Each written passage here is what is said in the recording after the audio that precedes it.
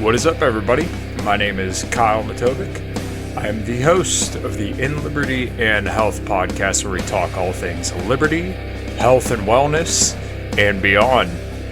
My hope is to encourage and spread the message of liberty and physical and mental well-being.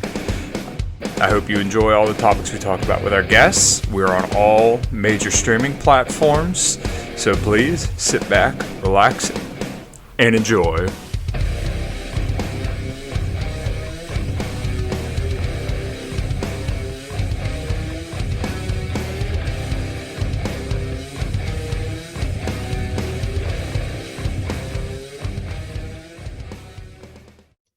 All right, everybody, this is In Liberty and Health, episode number 46. I hope I got that right. I'm sometimes not that great at it. I got Allie Crenshaw on the line. We had a little bit of scheduling delays, but she said she was a little busy drinking liberal tears. I'm not exactly sure where she got them from, but I'm very, very curious about that because I would like to get my hands on some. Allie, how you doing? Hey there. I'm good. It's been a good morning. Good to hear. So you are the author of Frogs Don't Need Floaties, which is incredibly cute, and I'm glad that there's someone out there of the right-wing persuasion, if you will, that's publishing books, especially targeted towards children, which some people may kind of scratch their heads at. But the right-wing perspective tends to be that of one that, respects natural order and hierarchy, and perhaps even sometimes conscientiousness. Can you just kind of elaborate on your background and how you got to be to where you are today? Sure. So I'm writing under a pseudonym. I'm actually very involved in the writing and publishing community. I have some books out with some big five publishers. And I've noticed that the industry is very far left. All the messaging is very far left. The authors are very censored. There's contractual obligations where you can't have your reputation change, or they can take away your advance money. You're very incentivized to only, use leftist messaging in your books and on your Twitter profile, etc. And it's built up over the years. It's very stifling. So I feel one of the issues I feel very strongly about is child masking. I just think kids should not be in masks. I also am a conservative on many other, political issues. But this one in particular, I feel is so important. I feel like our kids are being taught to never question authority, to just accept whatever their teacher tells them the experts are saying, and not really look at the data or alternative viewpoints. So this book is my way to try to combat that.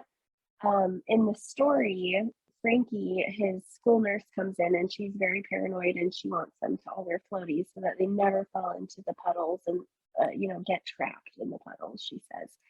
And he's the only one in his class that kind of questions this. Everyone just goes along with it, and they pick out their floaties and they're happy with the colors. And he said, this doesn't make sense to me. Like, I've never seen someone fall in a puddle, and frogs know how to swim.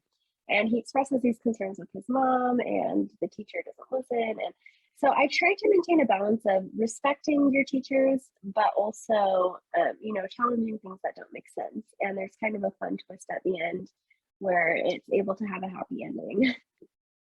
Right. And there certainly is value in respecting authority, but when that authority tends to lead you astray and is consistently proven wrong, then perhaps it's time to consider if that authority is legitimate. Now, that's not to go say, let's go burn down the White House, but Right. it definitely is to say that we should be skeptical of all authority, especially when it claims to be omniscient or omnipotent, if that's the right word I'm looking for, and claim to know all when you can look just slightly underneath the surface and find contradictory information. I Right. really admire the fact that you put this book out, because I feel like this isn't something that's quite talked about as much as it should be, is the effect that it's having on children and our youth. I am 27 years old and I plan to have children in the future, and it kind of gives me pause to think of being a father raising a child in a world that seems to be okay with sacrificing our children's current day lives for the sake of the elderly who got to enjoy their lives you know, uninterfered with, to the degree that our children are being interfered with and having their liberties taken away, which I know people may say it's just a mask, but we have to think about the bigger picture, because we communicate a lot through body language. And it's just very, very good for children to see people's faces, understand their expressions, because when you speak, you think, right? You're trying to see Hmm. what people think by their facial expressions, by their body language. So if that bit of communication is kind of cut off, then we don't know the long-term consequences of that. And that really seems to be kind of the focus, what I'm understanding of what you're putting forth. Yeah, totally. I think that a lot of parents are very, they don't want to admit that they've done anything wrong. So they immediately reject this notion that it might have some negative mental, effects on their kids. They don't want to even confront that they may have done that to their kids. And I understand because that's painful. Um, but a lot of recent, psychologists and data is coming out showing that their speech is delayed. They're having a lot more mental health issues, and I think the masking is a huge part of this. It really instills fear. It makes them hypochondriac. Like a lot of kids they feel a lot of guilt. Someone actually on Twitter the other day, I was saying something about the negative mental health effects of masking, and they sent me an article about a child, and this is a heartbreaking story, so I'm sorry to be such a downer, but his father caught COVID. I guess from the kid, at least he felt like it was from him. And that played a factor in this child committing suicide. He felt so much guilt over his dad dying from COVID that he killed himself. And so the person was saying, see, we need to have masks because children's parents are dying because of COVID. And I'm like, wait a second. The mask would not have stopped the father from dying from COVID. I mean, as much as we want to skew the data, actually masking does not prevent COVID like at all. So what really this article is we're proving my point that the masking is putting this burden of guilt on our kids. They feel like every time their mask slips under their nose that they could accidentally kill someone, that they could kill someone's grandma. And can you imagine as a child you have enough to worry about, and then you have this weight of the world on your shoulders where you're going to get other people sick, and you're selfish if you want to play and run around outside without a mask. The things that are happening in our especially blue district schools is to me child abuse. I agree completely. And I've had Facebook friends who consider themselves libertarians, shockingly enough, saying that, oh, this isn't child abuse. There's nothing wrong with this.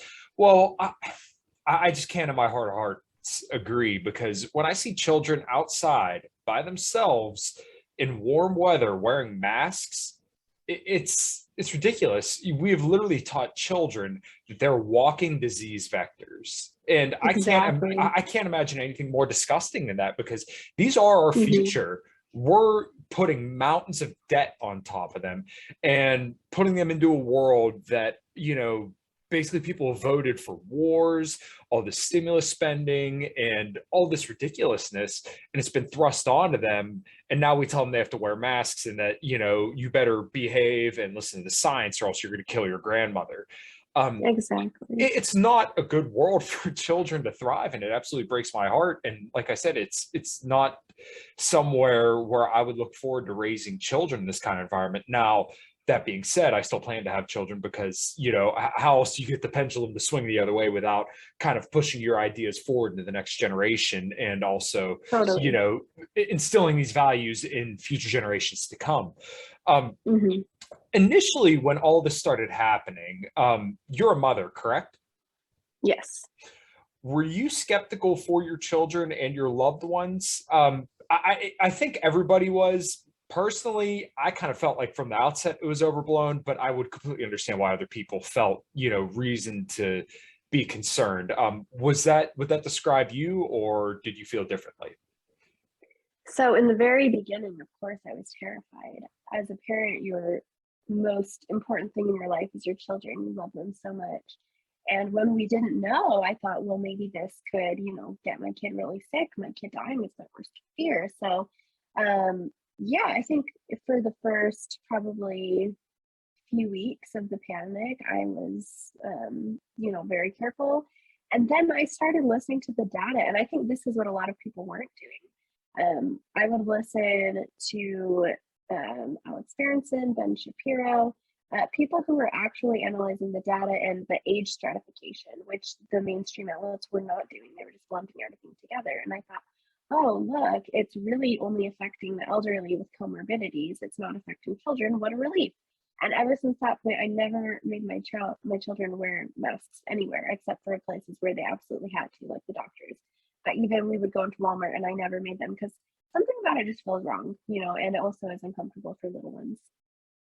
Right. And it's mind-boggling to see some of these videos of children literally screaming and crying with a mask shoved on their face. It's, as our beloved senator in Kentucky always says, Rand Paul, that it's just absolute theater, because you walk into a restaurant with a mask on, and then as soon as you sit down, you're allowed to take the mask off. Totally. And the children of the parents who follow along with this, they're learning that you just play along with society, even if it doesn't make sense. You just do what other people do. You just do what other people do just because that's what we do. We don't question it. We follow along what other people are doing. And this is such a bad message to send to children. This is how, so many evils in society have been perpetuated because of mindsets and attitudes like this. And I saw this video the other day of I think it was a Canadian or a French video where they were interviewing little children, and these sweet innocent children were saying the most horrible things, like, oh, the people who are unvaccinated, we should just take everything away from them until we force them to be vaccinated. And these mindsets are coming from the adults in their lives. They're learning to view other people as dangers, as vectors, as scary. And we want our kids to have a more realistic mindset, see things more balanced, and understand the nuance of things. So in the book, I don't have him revolt and tear up his mask and try to rally his students or his fellow students, because I don't want kids to feel like they have to do that either. That could get them in trouble, and that's even more burden on them. Instead, I have him talk about it with his mom, talk about, think about the pros and cons, and then have a conversation with his teacher, which in kind of a clever way where he demonstrates some everyday risks to her. So I just think that it depends on your situation in life, but the people who are living in blue states where you have to wear a mask to the doctor, you can talk to your kids honestly and say, okay, this doesn't make sense, but we have to wear the mask to the doctor or else we can't go to the doctor. So in this situation, we have to weigh the pros and cons, and it makes sense to wear it to the doctor. Now, when we go to the restaurant, it's not required, so we're not going to wear it. And kind of, you have to be honest with them what the realities of the world are and help them learn to weigh the pros and cons of each scenario they're put in. Right. And that is the trade-off that we have to make actually in everyday life, is the pros and cons of sometimes liberty and safety or security. But I can't remember who exactly said the quote, but a man who sacrifices liberty for safety will get neither. And I think that's very, very true. That's right. We drive vehicles every single day, and for children, it's quite true that they're much, much, much more likely to die in a car accident than they are to die from COVID. Right. I had looked at a research paper, I believe it was from Noam Barda et al. It was on my Twitter at one point, so good luck to anybody trying to find it. But there were about 9 million cases of COVID in children aged from 18 to 29, I believe it was, right? And out of those 9 million cases, only about 4,000 of those resulted in death. And I did not, sit there and tear apart the numbers completely, but that boils down to about a half of 1%, or I think a half of 1%, maybe even less than that. And the risk of seeing myocarditis and dying from the vaccine was about 1 in 32,000, somewhere around there.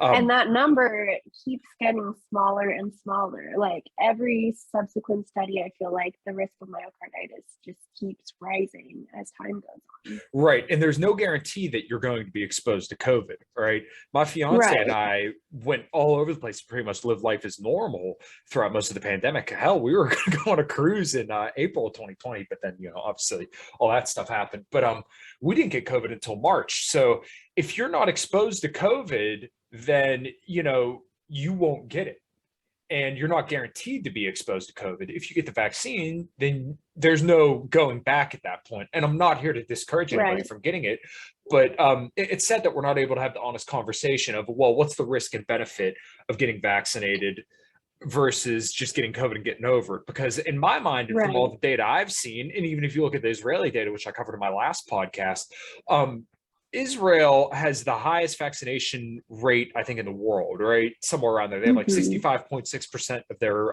population is vaccinated.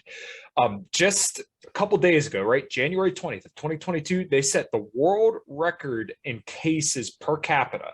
So, and that's not to say the vaccines don't work, they don't do anything, but it kind of sounds a little ass backwards when we were sold essentially the bill of goods, told that this vaccine's the panacea and we're going to see the end of the pandemic. But then, you have situations like that, and, people seeing adverse reactions to these vaccines.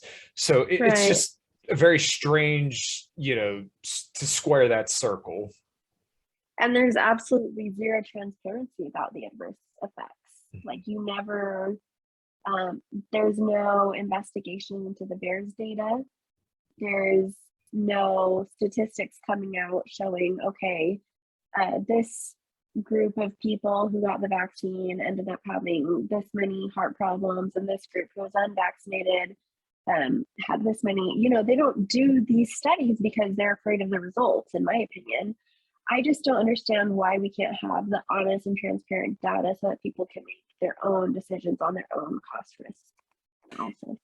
Right. And I think that's the people of our persuasion who tend to be a little bit more leaning on the liberty side. That's what we want to know. And I really don't hear too many people. Now, obviously, there are some people who are very, very anti-COVID vaccine, and that's okay. I understand that. But a majority of people are saying, look, I don't care if people get it, and I'm not particularly against it. There's even some people who are vaccinated who feel the same way, but we just want to have an honest conversation about the data, about the risks and Right. benefits. And then obviously for a younger person, it's going to be less risk for them to catch COVID and get over it than Mm-hmm. potentially getting the vaccine and seeing a side effect from it. And, you know, it's just ridiculous that you get banned on social media or called a conspiracy theorist when you just want to ask these questions, when this is a conversation that needs to be had. And especially if we're going to be jamming this into children 5 to 11 years old arms, when we know they're a significant vector of spreading this disease or even seeing any kind of adverse reaction from this disease. Totally. And the majority of the population understands this, which is what they don't want you to know. But the data doesn't lie. Last I saw, it was 1 in 6 children 5 to 11 was vaccinated. 1 in 6. That's such a tiny number. Now maybe it's gone up from then, but still, it shows you that the vast majority of parents understand that this cost risk analysis does not make sense for their child. Yet, if you just heard, if you just listened to the mainstream media, you would think, oh yeah, everyone recommends it. Of course, the majority of people are going to have their kids vaccinated. That's just not happening in reality because, surprise, surprise, some people actually do have common sense when it comes to putting their child through a risky, medical procedure that they, by all available evidence, don't need. Right. So that does give me a little bit of hope for humanity that most kids that age are not receiving this shot. I hope that this doesn't get you in trouble, me saying this kind of thing. I'm sorry. No, believe me, I say, if you've listened to any of my other podcasts, I had one pulled for covering the Ghislaine Maxwell and Jeffrey Epstein case. Unfortunately, that one's still up everywhere except for YouTube. They pulled that down because they said it was harassment, even though I couldn't figure out who we were harassing. Oh my God. Right. So I'm kind of glad you shifted it more to an optimistic note. I don't want to take up too much of your time, and you've been very generous with kind of scheduling here. are you optimistic going forward? Because it seems to me that this narrative cannot be held on to so tightly anymore. And like a lot of people are kind of seeing the House of Cards for what it is. I am not a natural optimist, unfortunately. I do think that there is a big swing going on in our culture where the pendulum's kind of swinging back to more independent media. People are not trusting the mainstream outlets, and that's a good thing. I think that a lot of people are waking up. However, I also see a lot of these people very stuck, and they're experiencing the sunk cost fallacy where they just can't admit that they were wrong because they invested too much into it. And I see a lot of those people honestly masking possibly for the rest of their lives. So I hope I'm wrong about that, but I kind of think that it's here to stay, where we'll see this, possibly forever, at least, during cold and flu season. I just hope that it gets the heck out of schools. That's the one thing that I am most passionate about. Right. And I share that same hope. And it seems almost kind of split, but I would certainly hope that more and more people like yourself would, kind of see this for what it is and realize that, once again, children are not at any significant risk from this, and that we should teach children to be brave and to be, the shepherds of courage, and um, bring back the America that we all once knew, a proud nation of rugged individuals who didn't need government and who didn't need authoritarians and tin pot dictators telling them how to live their lives. Um, I feel like in 2022, 2024, there's a major opportunity for people who are more liberty minded to come out and speak the truth about things, and to be honest about how important individual liberty and essentially autonomy and free markets is to the American way of life. Uh, I don't know if we'll see it. I don't know who's going to do it, but I certainly hope there's voices out there. Um, so, is there anything exciting coming up for you in the future, and anything you wish to plug before we get out of here? Just go look me up on Twitter. I'm at Allie Crenshaw 12. I'm also on Instagram at Frogs Don't Need Floaties. You can find the book on Amazon. You have to put in Frogs Don't Need Floaties book. For some reason, you have to look book, or it just sends you to a bunch of floaties. I've got my baby on my hip right now. She woke up. Oh no, that's fine. Yeah, and I'm hoping that I have more books out in the future. I'm kind of waiting to see how this pans out. It's been a lot of fun so far. I've had a lot of good feedback coming in. So yeah, I hope you check it out. If you can read it to your kids, or just drop it off at your library, stick it in the shelves. I had people tell me they're going to do that, or a local pop-up library in people's neighborhood.